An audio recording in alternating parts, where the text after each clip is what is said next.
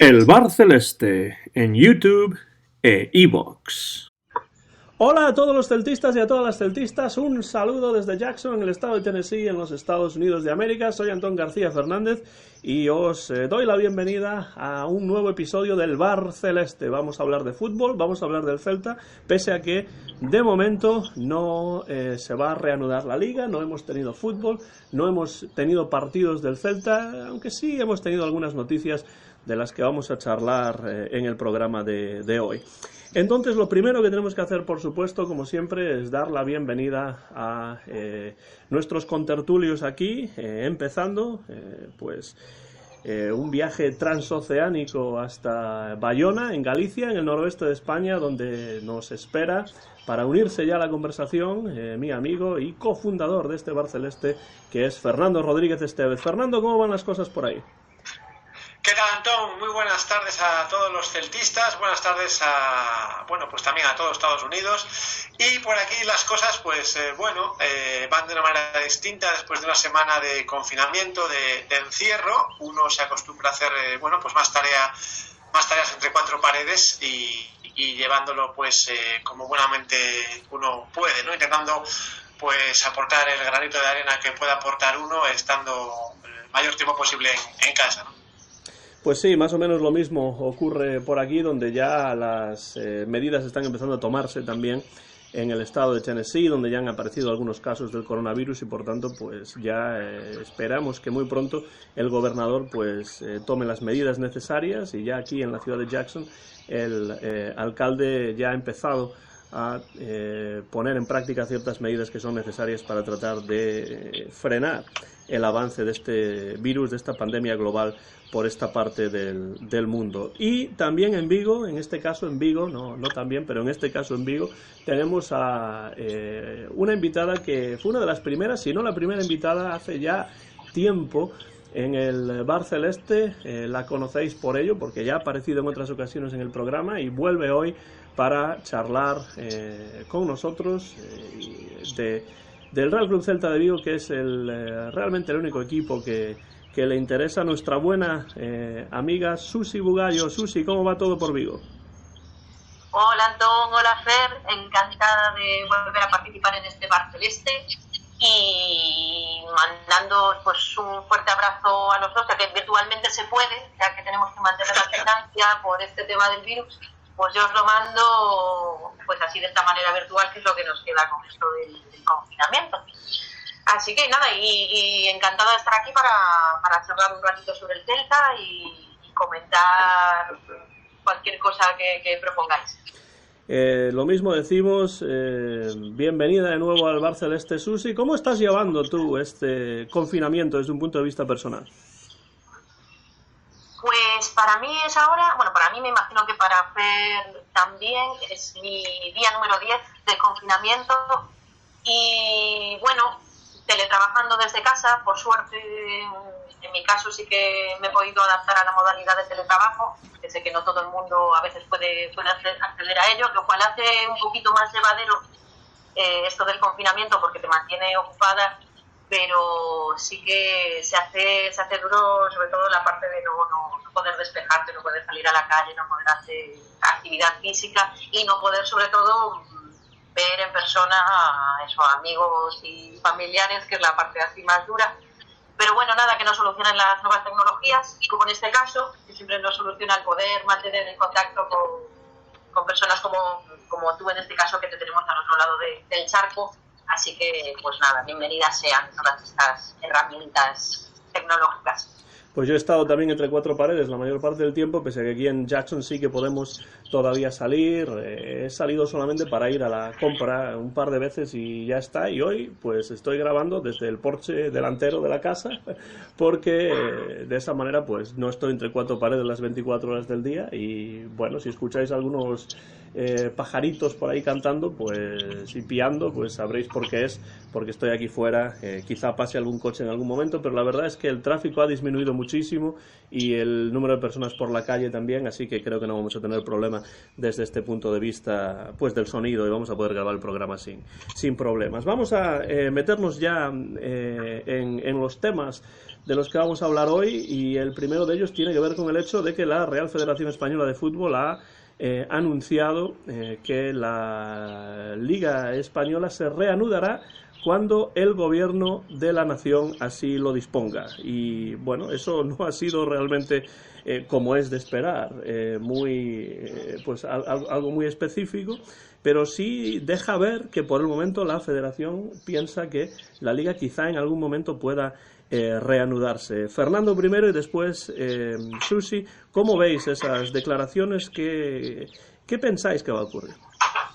Bueno, efectivamente estamos hablando de un comunicado reciente de las últimas horas, y bueno, lo que viene a aclarar de ese comunicado, porque claro, con tantos dimes y diretes y con tantos rumores, uno ya no sabe si el fútbol está por encima de la salud, ¿no? Lo que viene a aclarar ese comunicado es que la Real Federación Española de Fútbol, pues lógicamente hará caso a las autoridades sanitarias que dependen del gobierno, y se pondrá en funcionamiento cuando pues no haya riesgos de salud para los jugadores, ¿no? Yo lo comentaba el otro día en el último bar celeste, entonces sin salud no hay deporte y no hay nada de nada, o sea, no hay vida, no hay ningún tipo de actividad que se pueda llevar a cabo sin la salud, y esto que parece una perogrullada y algo obvio, pues parecía que estaba poniendo en duda en las últimas fechas, ¿no? Especialmente pues quizás por la insistencia, por la imagen que está dando el presidente de la Liga, Javier Tebas, en cuanto a su producto, entre comillas, ¿no? Porque realmente ese es su producto, y bueno, digamos que en muchas ocasiones no lo está tratando, o digamos no lo está enfocando hacia los aficionados o hacia los clubes de fútbol. De hecho, recientemente dejaba caer la posibilidad de que una vez pasase esta crisis del coronavirus, la Liga se pudiese reanudar sin público, ¿no? Una opción que también estuvo sobre la mesa antes de que se iniciase este confinamiento. Es decir, Javier Tebas quiere acabar la Liga a toda costa, aunque sea mal y a rastro. Es decir, quiere que se jueguen partidos sin público, algo totalmente, para mí, pues, no sé, desnaturalizado, algo ilógico y algo que no debería tener sentido, más allá de partidos puntuales, ¿no? Como el que se jugó entre el Eibar y la Real Sociedad justo antes de que se produjese este confinamiento, ¿no? Entonces, bueno, un poco lo que viene a poner sobre la mesa el comunicado de la Real Federación Española de Fútbol es sensatez, ¿no? O sea, yo considero ese comunicado, bueno, pues una digamos, bofetada, y algo muy lógico, realmente es una declaración muy lógica y tan obvia que quizás, me parecería innecesaria. Salvo en estas situaciones en las que pues no todo el mundo parece priorizar la salud sobre el deporte, ¿no? ¿Cómo ves tú eso, Susi? ¿Cómo valoras ese comunicado de la Real Federación Española de Fútbol y también la actitud que está teniendo la Liga frente a la posible reanudación o posible no reanudación de la competición? Pues yo en este caso la posible no reanudación, el que finalice la Liga tal como está, tampoco me parece lo más lógico, porque ahora mismo dejarla, sería mejor, a mi modo de ver, suspenderla en este caso, reanudarla desde el principio, pero no puedes finiquitar una liga a medio camino, donde estaba iniciada la segunda vuelta. Sería muy injusto para todo, para tema de campeón de liga, para ascensos, descensos. El tema de jugar a puerta cerrada, pues no lo sé, quizás esa parte me preocupa un poco menos, pero sí coincido un poco con Fer, con que sería quitarle un poco la naturalidad de tener público en el estadio, y que yo creo que, no sé, afectaría mucho la manera también de enfocar los partidos de los jugadores cuando juegan en casa, juegan fuera igualmente. Entonces sí que yo sería más partidaria de o bien reanudarla y terminarla, aunque tengamos que extender el final de la liga, o bien pues suspenderla directamente y invalidar la tabla tal como estaba ahora mismo. Fernando y yo nos pusimos la semana pasada en pues la posible situación de que esta crisis pandémica mundial, global, del coronavirus pues se alargase durante muchísimo tiempo, porque así parece que es posible que ocurra, o más tiempo quizá del que uno podía pensar al principio, y que por tanto se diese la posibilidad de que la Liga no pudiese reanudarse, ¿no? Teniendo en cuenta que ya sabemos que se ha pospuesto la Eurocopa de este año, también los Juegos Olímpicos no van a poder disputarse, pese a que van a ser a que serían más tarde en el año.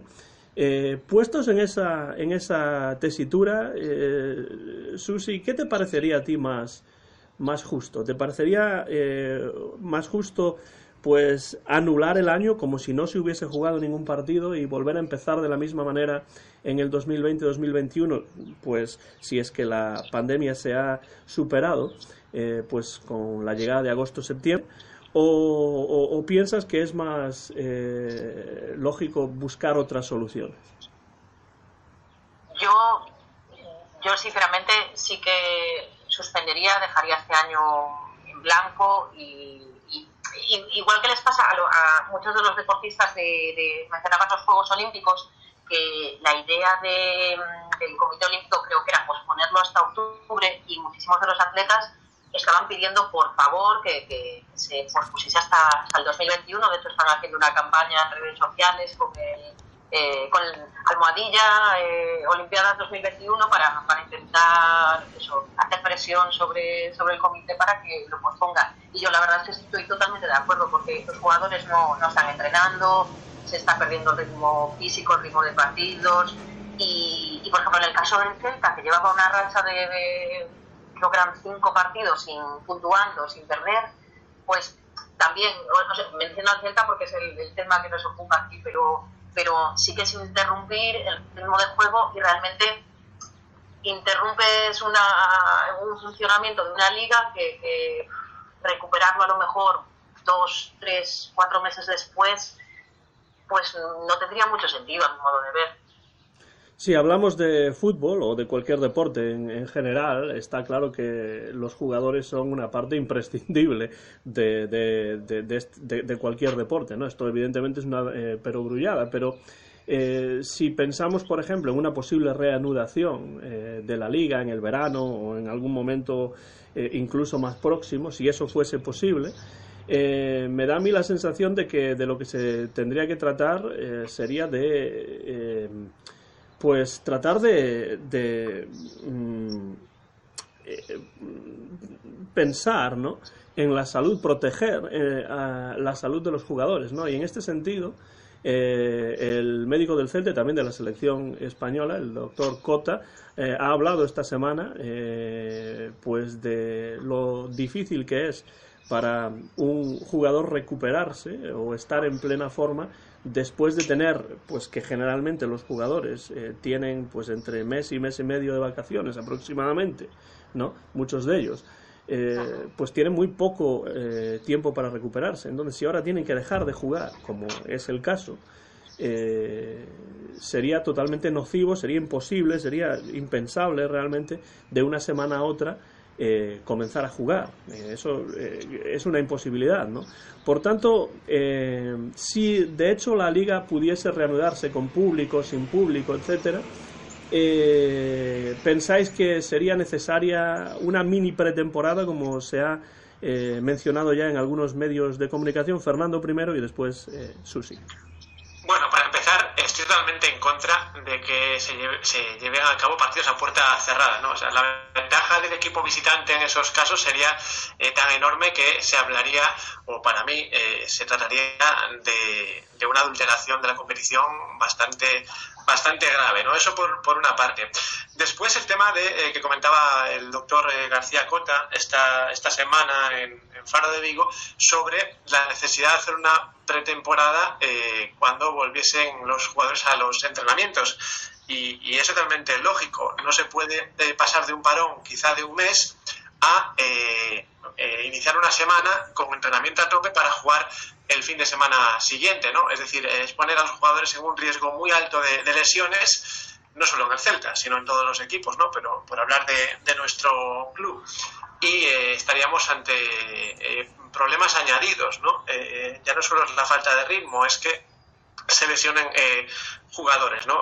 Por lo tanto, yo concuerdo con el médico del Celta en esa necesidad de la pretemporada, y nos estaríamos yendo a una liga quizás que acabaría en pleno verano, ¿no? Y aprovecho para también introducir una opción que se está barajando, y es adaptar la próxima temporada, la 2021, a lo que suceda en la 19-20, ¿no? Porque el presidente de la Federación Española, Luis Rubiales, recalcaba hace pocos días también en una intervención que su deseo por encima de todo es que esta liga se tiene que terminar. Esta liga tiene que resolverse, sea cuando sea, pero tiene que resolverse. Y esto nos va a llevar, después de la ampliación del periodo de confinamiento, que se amplía hasta, como sabéis, hasta principios de abril, casi mediados de abril, esto nos llevaría a terminar la Liga Española quizás respetando esos tiempos de una pretemporada, etcétera, etcétera,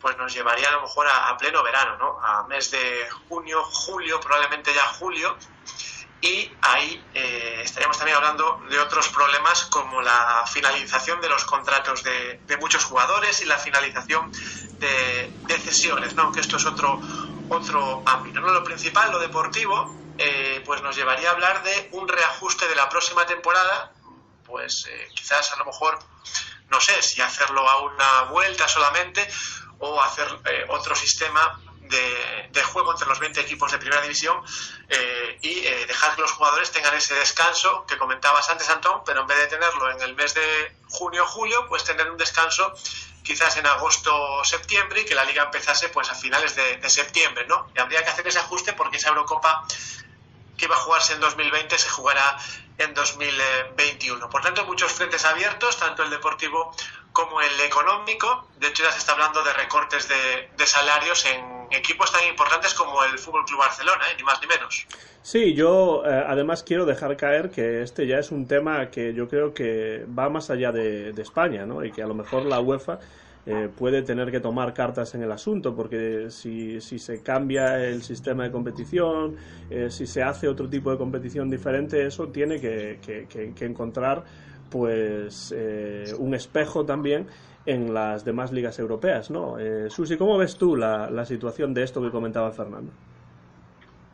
Pues yo, claro, dependiendo de lo que se extienda todo esto, vaya por delante decir que, por supuesto, al final la parte deportiva y el fútbol pues es lo menos importante de toda esta crisis, pero volviendo a eso, al tema de la interrupción de la liga, si yo estaría de acuerdo con que se retomase la liga, si realmente no se extiende mucho en el tiempo, si va a ser una cuestión de un par de meses, y por supuesto en ese caso estoy totalmente de acuerdo con Fernando, que comentaba que sería necesaria una mini temporada. Bueno, que sea muy necesaria, porque el ritmo físico que habrán perdido para ese momento los jugadores sería tremendo.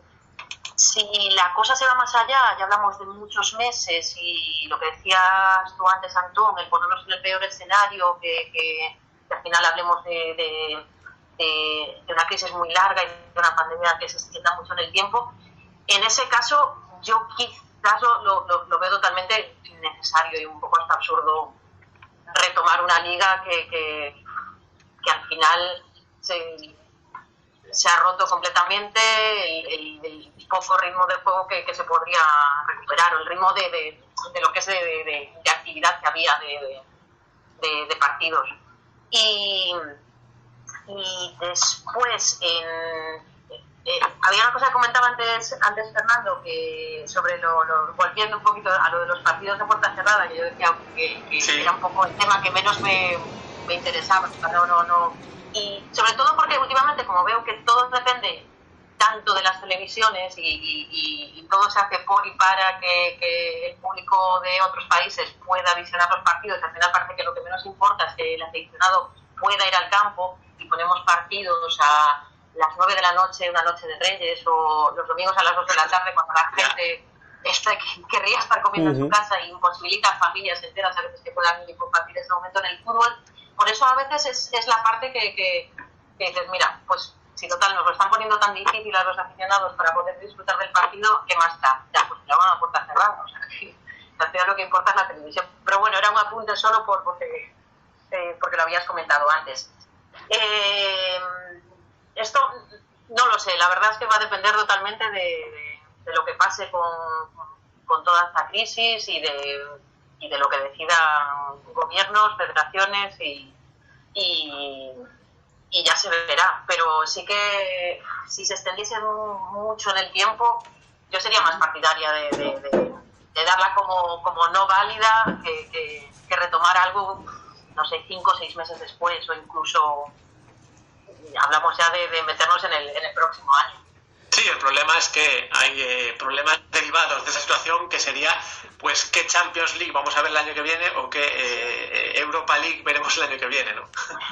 Totalmente. Y fichajes y situaciones de jugadores que el Celta puede que se replantee. Tenía opción de compra de algún jugador que tenía cedido y yo me imagino que, bueno, ya no solo por replanteárselo, sino porque va a dejar de ingresar dinero y el club puede que no se lo pueda permitir. Está claro que en todos los ámbitos, tanto en el deportivo como en el económico, esta liga no va a tener nada que ver cómo empezó y cómo va a terminar, si es que termina, claro. Bueno, yo creo que está muy claro que lo menos importante realmente es el deporte, ¿no? Lo que pasa es que, lo decíamos la semana pasada, este es un programa sobre deporte, sobre fútbol, sobre el Celta, y entonces tenemos que centrarnos en el aspecto deportivo, ¿no? Porque el aspecto deportivo, además, también entraña un aspecto económico, como vosotros decíais, y eso realmente es muy importante. Y esto me lleva a sacar un tema sobre el que estaba leyendo yo el otro día, es decir, y Fernando lo mencionó, el hecho de que tenga que haber recortes salariales en equipos de tanta importancia como puede ser el Barcelona o incluso el Madrid, o equipos de estos que se llaman grandes, que tienen mucho dinero, que mueven muchísimo dinero. La competición se ha parado, pues, por el momento durante un mes, y parece que ya tienen problemas económicos. ¿Cómo se puede explicar, no sé, desde vuestro punto de vista, que con solamente 3 o 4 semanas de parón, equipos tan grandes, tan imponentes económicamente como el Barcelona, como el Madrid, como el Atlético, puedan tener problemas económicos? Es decir, que tenga problemas económicos un equipo más pequeño es posible, porque no puedan ingresar ciertas cantidades, porque pues quizá tengan presupuestos más pequeños, pero equipos tan grandes como pueden ser el Barcelona, ¿cómo es posible? Es decir, ¿qué se está haciendo mal como para que esta situación pues pueda explotar simplemente porque llevemos 4 semanas sin jugar, ¿no? Bueno, lo cierto es que desde la sede del Celta no se ha emitido ningún comunicado al respecto, hablando de clubes modestos económicamente, con lo cual pues entiendo que no hay pensado de momento tomar medidas en ese sentido. Yo antes ponía el ejemplo del Fútbol Club Barcelona, que es el ejemplo que ha salido públicamente, y bueno, este es un caso realmente que viene de atrás. Es decir, el Barcelona lleva teniendo problemas económicos desde hace bastantes temporadas. De hecho, recuerdo que el fichaje de Nolito no pudo llevarlo a cabo porque el Celta se mantenía firme, muy bien hecho desde mi punto de vista, se mantenía firme en solamente dejar ir a Nolito por el pago de la cláusula, y el Barcelona tenía restricciones económicas, límites económicos que impidieron que llevase a cabo esa operación, ¿no? El Barcelona ofrecía dinero y claramente estaba interesado en Nolito, pero no llegó a esa cantidad de 18 millones de euros. Por lo tanto, es inexplicable, así a primera vista, que clubes tan importantes pues de repente anuncien recortes económicos, ¿no? Pero como digo, este caso concreto pues ya viene de atrás, ¿no? Y creo que ya ha habido una reunión entre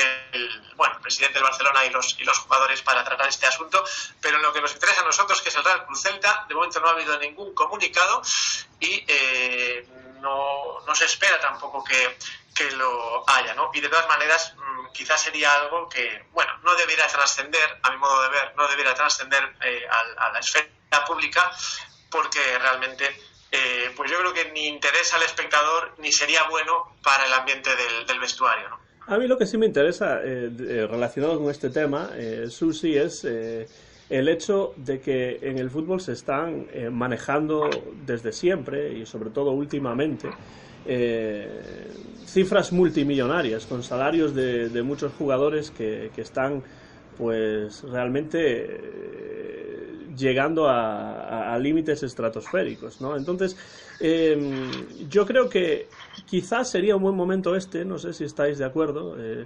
para a lo mejor replantearse lo que económicamente está ocurriendo en el fútbol a nivel europeo y a nivel mundial. Es decir, quizá la posibilidad de implantar un límite salarial o alguna cosa así, que ya se está haciendo en otras ligas de otros deportes y no menos importantes que las ligas de fútbol europeas, como puede ser la NBA, por ejemplo, aquí en los Estados Unidos, ¿no?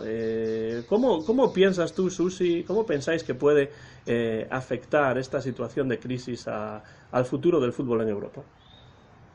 Pues yo creo que, al igual que en casi todo el resto de los ámbitos, esto va a ser un antes y un después, o por lo menos desde mi punto de vista debería serlo. Ya no solo en cuanto a los sueldos estratosféricos, por ejemplo, comentabas antes los casos de Madrid y Barcelona, de cómo habían notado una pérdida de ingresos enormes y como a lo mejor en equipos más modestos pues no se notaba tanto, no se producía. Me imagino que en el caso de estos equipos son equipos que ingresan mucho dinero de la venta de merchandising, de derechos de imagen, de publicidad. Son equipos que exportan muchísimo su marca en todo el mundo, y el hecho de que ahora se hayan cerrado, por así decirlo, las fronteras, que se haya paralizado el comercio, y para ellos es una pérdida de ingresos monumental, con lo cual puedo entender, no sé si será el único motivo, probablemente no, pero puede ser uno de los motivos por los que equipos más modestos no hayan notado esa gran diferencia. Y luego, en cuanto a los sueldos de los jugadores, es que ya comparándolo con ligas importantísimas de todo el mundo, es que es un poco aberrante el ver los ingresos de las estrellas de los principales equipos de la liga. Así que yo espero que sí, que si esta crisis sirve para algo, que para una de las cosas para las que pueda servir sea esto, porque yo creo que sí que como decía antes, que va a ser un antes y un después nos va a forzar a actuar de manera diferente y de pensar de manera diferente. Bueno, yo quiero poner, ¿qué opinas tú, Fer? Yo quiero poner en valor, a raíz de lo que les comentaba antes, de que económicamente no ha anunciado ningún recorte ni ninguna medida, quiero poner en valor la gestión económica realizada por el presidente Carlos Mourinho desde hace ya muchos años, desde esa estabilización económica después de la deuda, del agujero que había dejado la etapa de Horacio Gómez, ¿no? Creo que la gestión económica de Carlos Mourinho, que la ha realizado pues de una manera notable en los últimos años, provoca que en estas situaciones inesperadas pues el Celta no tenga que anunciar medidas rápidas, medidas improvisadas y medidas de recorte drástico de ya no solo salarios de jugadores, sino de el resto de empleados, ¿no? Entonces, pues aprovechando ese comentario que os decía antes, quiero poner en valor esa labor económica. Quizás en lo deportivo Mourinho no ha estado del todo acertado, eso lo podemos compartir todos, pero en el ámbito económico creo que es casi impecable su gestión, y ese trabajo pues digamos que aporta un flotador importante al Celta en situaciones inesperadas e inevitables como esta. Yo le quitaría el quizá en lo deportivo, Fernando, de todos modos, pero bueno, estoy de acuerdo en que la gestión económica, tú lo sabes, que lo hemos hablado en muchas ocasiones aquí en el programa, no es mi queja, ¿no? Y las medidas improvisadas y chapuceras se han tomado en otros aspectos, en otros ámbitos, ¿no?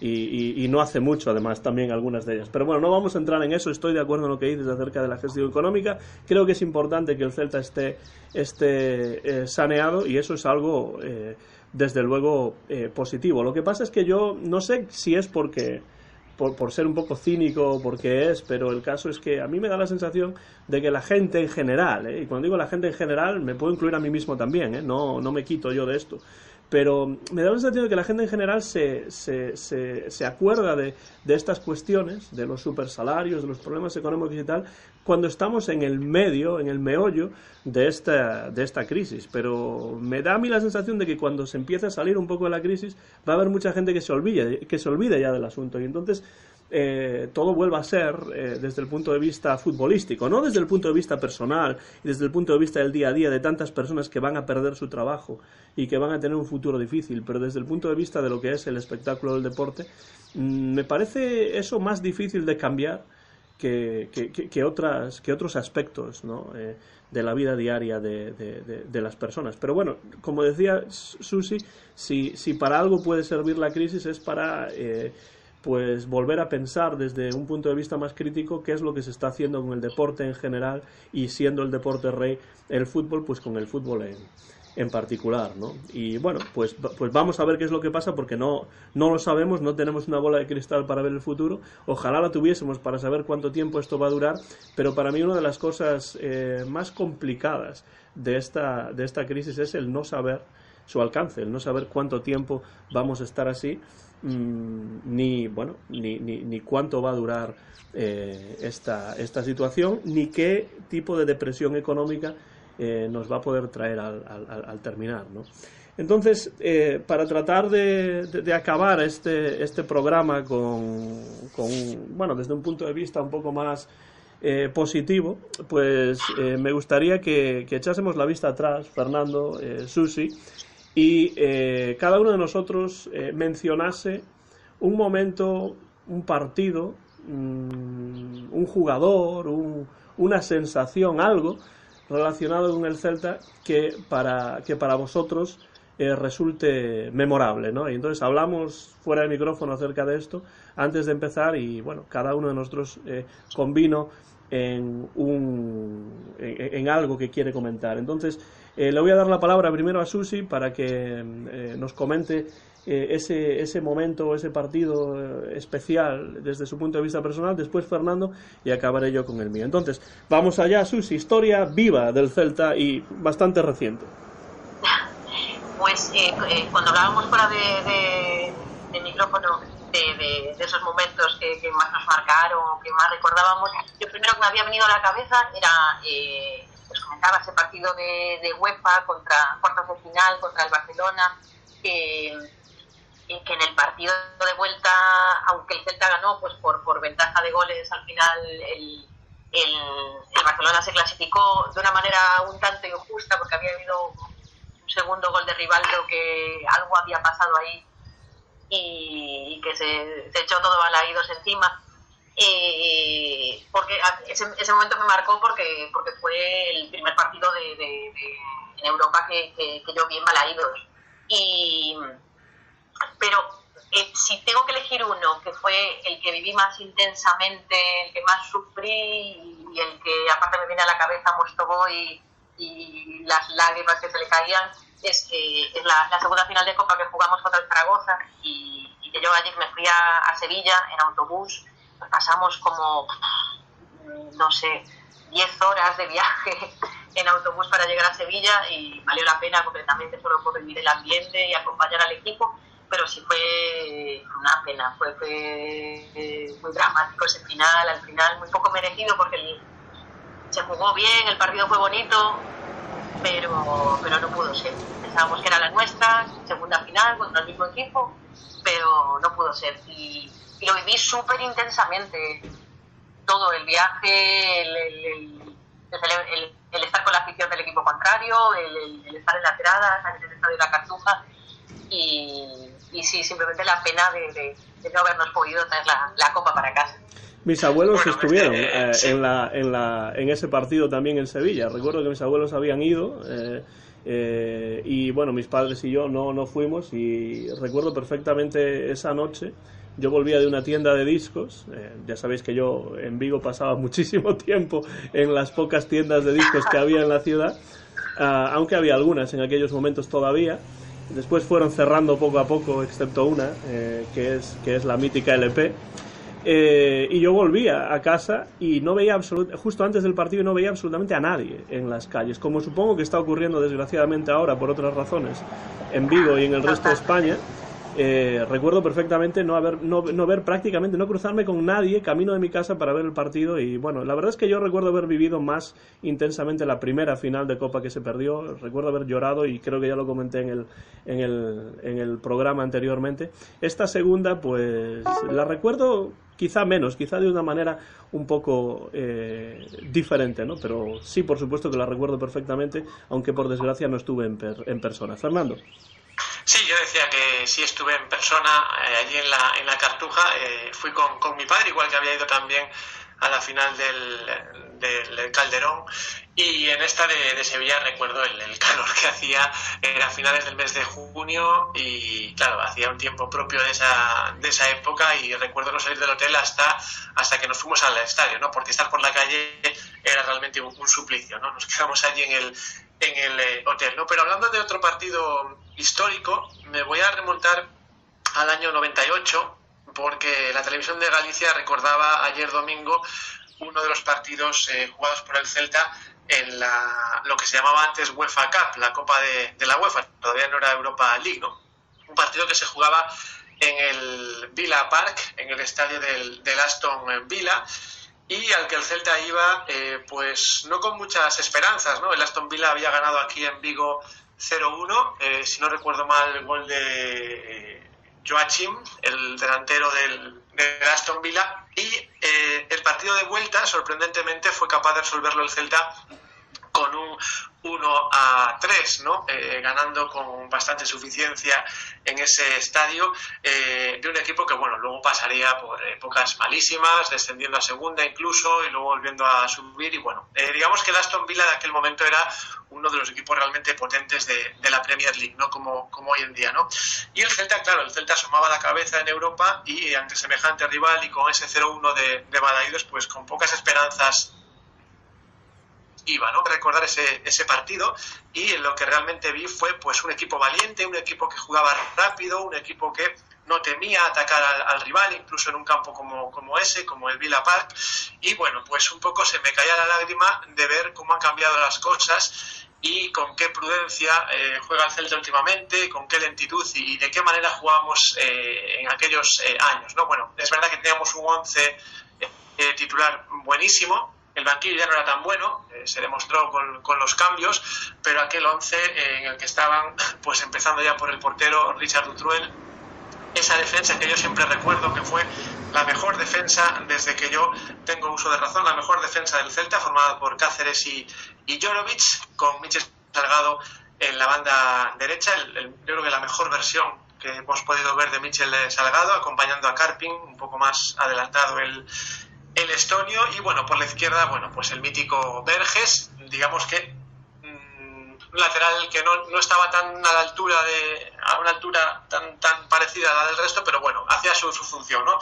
Y un medio del campo pues realmente potente, ¿no? Makelele, Maciño, Mostovoy, bueno, pues ayudado por Sánchez y arriba por Lugo Pérez, ¿no? En definitiva, un 11 realmente ideal, como se suele decir, y al que, ya digo, me encantó verlo y me encantó recordarlo por esa forma de jugar, por ese desparpajo, por esa valentía y por esa, entre comillas, falta de respeto, si se quiere decir así, a un rival que realmente era uno de los reyes de la Premier League, ¿no?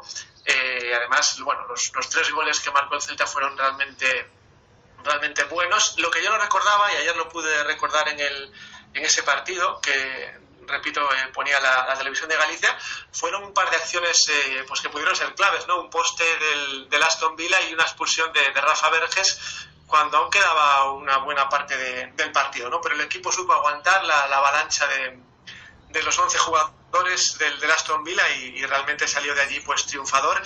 Y ahí empezó un poco también la era triunfadora por Europa de Víctor Fernández, ¿no? Un joven Víctor Fernández que realmente pues ahí se empezaba a doctorar aquí en Vigo como realmente uno de los mejores entrenadores que hemos tenido, según mi opinión. Bueno, además de los goles y del resultado, Fernando, yo de ese partido recuerdo 2 cosas. Primero, el nerviosismo total que viví en los últimos momentos del partido, cuando no se sabía si el Celta lo iba a ganar o no, ¿no? Porque claro, ver ahora en la televisión de Galicia el partido sabiendo ya el resultado, pues es muy diferente, pero en aquel momento, vamos, los nervios estaban a flor de piel y me acuerdo de eso perfectamente. Y de lo segundo que me acuerdo es de una gran parte de Villa Park, los aficionados del Aston Villa de pie aplaudiendo al Celta al terminar el encuentro, ¿no? Porque realmente el Celta había pasado por encima del Aston Villa de una manera para ellos totalmente inesperada, y lo reconozco también para mí, porque vaya partidazo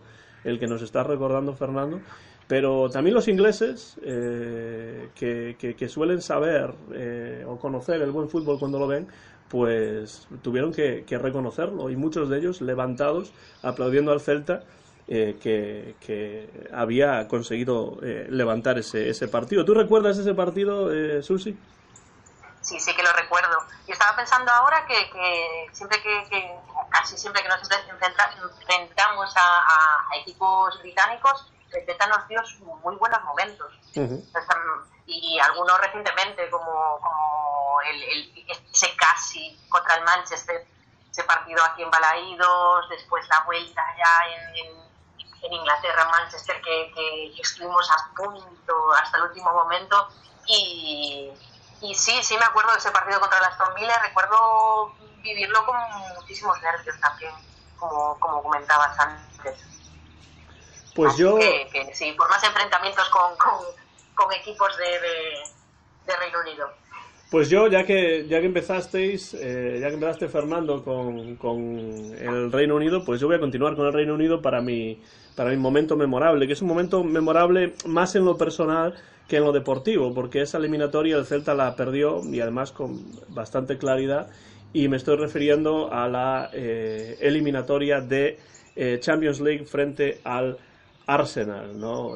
Un equipo que, bueno, pues cuando uno dice Arsenal, piensa realmente en historia del fútbol británico, y yo en aquellos momentos estaba dando clases a tiempo parcial los sábados por la mañana en la Escuela Oficial de Idiomas de Vigo, y uno de mis alumnos, curiosamente, alguien de su familia, no sé si era su tío o algo así, era el que ponía los autobuses para el equipo inglés que venía a jugar esta eliminatoria a Vigo, ¿no? Y entonces necesitaban a un traductor que supiese inglés y francés, además de español o gallego, porque, claro, si recordáis, Arsène Wenger, el entrenador francés, era el míster en aquellos momentos del Arsenal, y entonces pues yo tuve la oportunidad de ser traductor del Arsenal durante esa visita de los ingleses a la ciudad olívica, ¿no? Y eso fue para mí, bueno, aunque realmente no me pagaron mucho dinero, no recuerdo ya cuánto, pero yo lo habría hecho totalmente gratis, porque la oportunidad de estar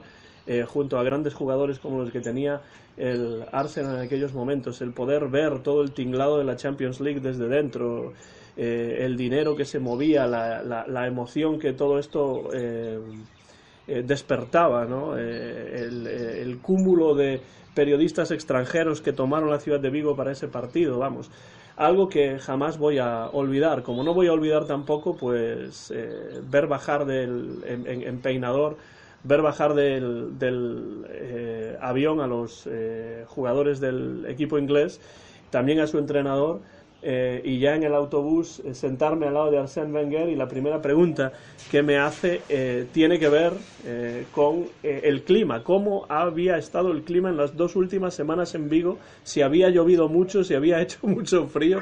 Vamos, un hombre metódico a más no poder, un hombre al que no se le escapaba absolutamente nada, un hombre así también serio, pero muy amable al mismo tiempo, todo un caballero del fútbol me pareció a mí.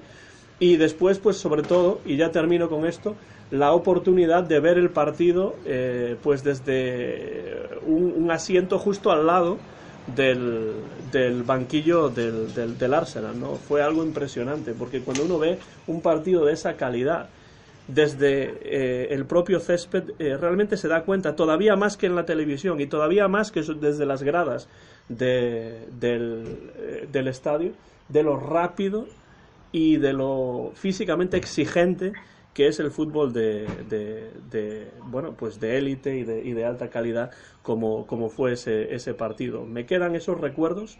Por supuesto, el Celta no consiguió eliminar al Arsenal, más bien fue al contrario, en ningún momento tuvo una verdadera opción y ya, de hecho, el primer partido en casa ya se perdió.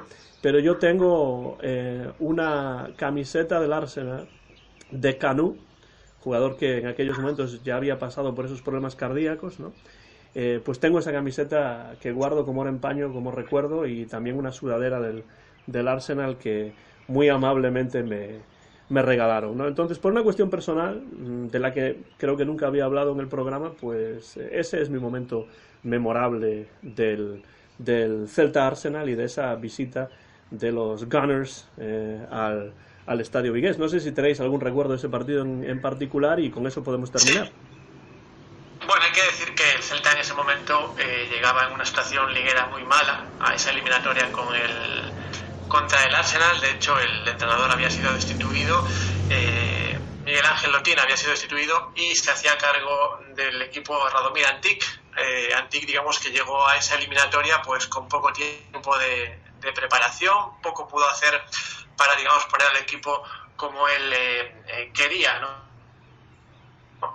Bueno, pues Radomir Antic haría una especie de dimisión o una bomba de humo antes de que acabara esa liga. Fue un final de temporada bastante dramático que otro día recordaremos. Y hablabas de Kanu, Antón, hablabas de ese jugadorazo que tenía el Arsenal.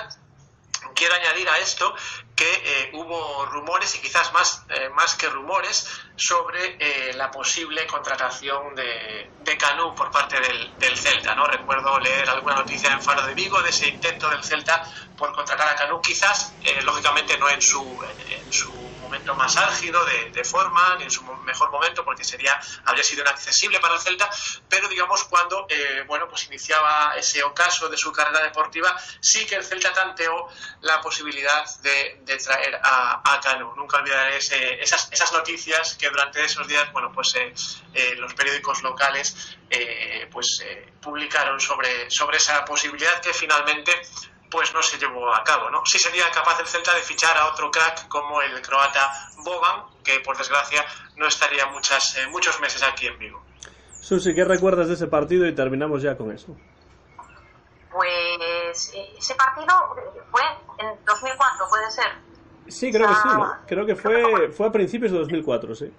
Sí, es que yo sobre todo lo que más recuerdo es que yo había estado en 2001-2002 de Erasmus en Londres y muchos de mis amigos y compañeros de clase eran del Arsenal y eran aparte muy futboleros como casi todos los británicos. Y me acuerdo que la primera vez que estando en la residencia de estudiantes me vieron la bufanda del Celta, a mí me sorprendió, incluso cuando te preguntaban ¿de dónde eres? ¿Española? ¿De dónde? De Vigo, decían Vigo, Celta de Vigo. Me sorprendía que conociesen al Celta, que aunque haya hecho sus pinitos por Europa, pues tampoco era uno de los grandes. Y sí que recuerdo que hablar mucho con ellos después del partido contra el Arsenal. Y nada, bueno, me tocó a mí darles la enhorabuena a ellos, pero sí que me venía el recuerdo ahora de que años antes esas mismas personas pues sí que conocían al equipo y a mí me sorprendió muchísimo, y que luego, que aparte lo habíamos comentado, a ver si se enfrentan alguna vez, a ver si alguna vez coinciden en Liga de Campeones, y pasó, al final pasó. Sí, eso también me pasó a mí en alguna ocasión, y aquí en los Estados Unidos, ir con la camiseta del Celta y que alguien reconociese al equipo, lo cual no ocurre muchas veces, pero cuando ocurre la verdad es que te llena de orgullo y te da una idea de, lo globalizado que está el fútbol, ¿no? Y además, también cuando el Arsenal visitó Vigo, en el Hotel NH de Vigo tuve la oportunidad de, conocer en persona a Miguel González Mitchell, que era comentarista para la televisión española en aquellos momentos de la Champions League, como probablemente podréis recordar, y sobre todo al que es mi verdadero ídolo de las retransmisiones deportivas futbolísticas en España, que es José Ángel de la Casa, que estaba allí, y tuve la oportunidad de hablar con él brevemente y de decirle lo mucho que admiraba su estilo de retransmisión, que por desgracia a muchas personas no les gusta, pero a mí siempre me ha parecido magnífico. Bueno, Y bueno, creo que con esto es momento de llegar ya al final de este programa en el que pues no hemos podido comentar ningún partido porque de momento no ha habido partidos, seguimos en el confinamiento y bueno, pues espero que os haya interesado el contenido de este Bar Celeste. Suse, muchísimas gracias por estar ahí, es un placer como siempre poder charlar contigo y nada, tendrás siempre abiertos los micrófonos del Bar Celeste cuando quieras pasarte por aquí, tomarte algo con nosotros y charlar del Celta. Gracias a vosotros y encantada de estar por aquí de nuevo y como ahora por lo que parece nos esperan unos largos meses de confinamiento o de semanas por lo menos, pues qué mejor que pasando un ratito aquí hablando de nuestro amado equipo celeste. Sin duda, Susi, cuídate mucho, que lo más importante es salir de esta situación con la mejor salud posible. Y Fernando, a ti también muchas gracias por estar ahí, seguiremos en contacto y seguiremos viéndonos, hablando semana tras semana, haya o no haya fútbol realmente, porque de lo que se trata es de pues simplemente pasar un rato hablando del equipo que a nosotros realmente nos interesa, que es el Real Club Celta de Vigo. Cuídate mucho, Fernando, y nos vemos la semana que viene. Pues igualmente, y un placer haber tenido a Susi aquí nuevamente después de tanto tiempo. Nos gusta repetir con los invitados, así que bueno, encantado de haber estado en este programa y una pena que no haya porra porque es la salsa también de este final de todos los bares celestes, pero lo que sí que va a haber siempre es ese último grito de guerra celeste, ¿no? Sí, este último berro celeste que vamos a hacer ya los tres juntos, a la de una, a la de dos y a la de tres. Coma sempre, sempre o de sempre. ¡A la Celta!